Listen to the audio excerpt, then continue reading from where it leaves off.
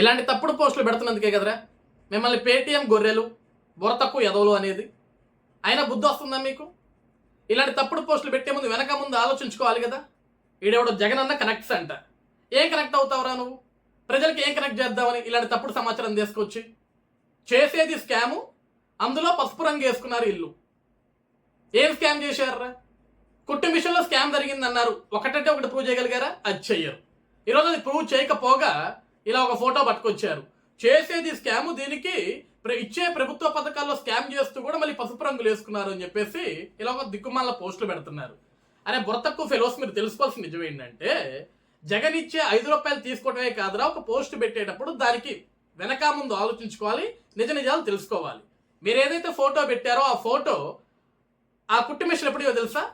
ఎన్నికలు జరగక ముందు, ఎన్నికలకు ముందు 2022లో నారా లోకేష్ గారు తన సొంత ఖర్చులతోటి, తన సొంత డబ్బులతోటి మంగళగిరి నియోజకవర్గంలోని ఆడపడుచుల కోసం రోజు కుట్టు మిషన్లు తీసుకొచ్చాడు. తన సొంత డబ్బులు కాబట్టి తనకు నచ్చిన రంగు వేసుకున్నాడు, తన బొమ్మ అతికించుకున్నాడు.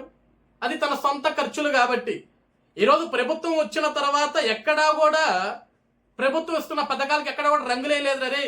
ఆ విషయాన్ని మీరు గుర్తుపెట్టుకోవాలి. గతంలో జగనన్న ఏం చేశాడు తెలుసా? పిల్లగాళ్ళకి ఇచ్చే స్కూల్ కిట్లకి బెల్ట్ మీద జగనన్న కానుక, బ్యాగ్ మీద జగనన్న కానుక. ఏమైనా సొంత డబ్బులు ఇచ్చాడా? జగన్ జోబుల నుంచి డబ్బులు ఇచ్చాడా?